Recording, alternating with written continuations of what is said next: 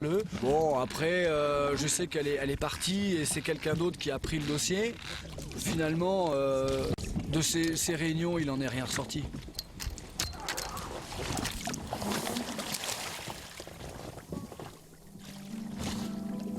C'est quoi connaître la mer, Nono? Moi, je crois que c'est surtout l'aimer, quoi. C'est aimer être en mer, quoi. Aimer ça, aimer être dans l'eau, aimer découvrir des nouvelles espèces, des trucs, des poissons que t'as pas vus depuis longtemps, que t'es bien là. Tu connais un petit peu les pierres, tu connais les endroits, et puis puis tu regardes ce qui se passe, quoi. Tu vois les reproductions des poissons, tu vois des tortues qui passent, tu vois des dauphins.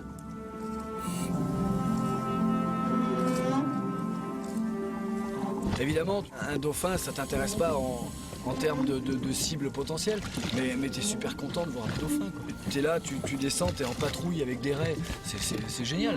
On voit des requins, on voit même des baleines, hein. Tu gardes l'image, tu la gardes dans la tête pendant 3 jours, t'as ça dans la tête qui revient tout le temps, tu vois.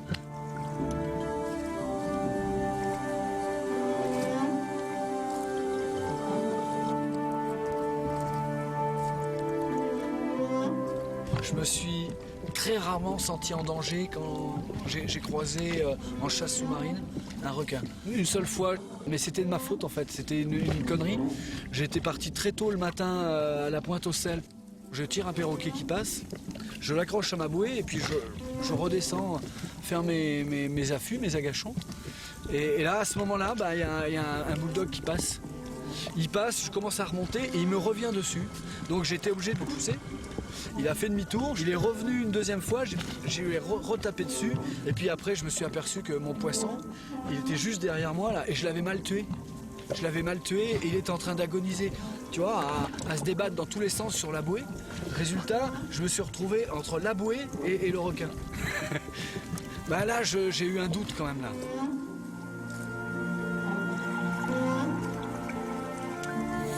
J'ai conscience de faire un sport à risque. Moi, je sais qu'en tout cas, en chasse sous-marine, j'ai tout à fait cette conscience-là. Moi, je chasse pas quand c'est sale. Quand c'est sale, j'ai horreur de ça, j'aime pas ça. Ce qui est incontournable, c'est d'avoir de se fixer des règles très précises sur quand est-ce que je me mets à l'eau, est-ce que c'est bien de se mettre à l'eau. Moi, quand je me mets à l'eau et que j'ai 15 mètres de visie, je fais 10 mètres et je me remets sur les rochers et je repars chez moi. Tu vois, il y a 10 mètres de visie, 15 mètres de visie, c'est pas suffisant. Et moi, je crois que le problème du surfeur, c'est qu'ils font pas face, ils sont au-dessus de l'eau. Et c'est l'activité qui veut ça. Et s'ils pouvaient voir ce qu'il y avait sous l'eau, je crois que le requin viendrait pas parce qu'il ferait face, il le regarderait et ça passerait toujours bien, je pense.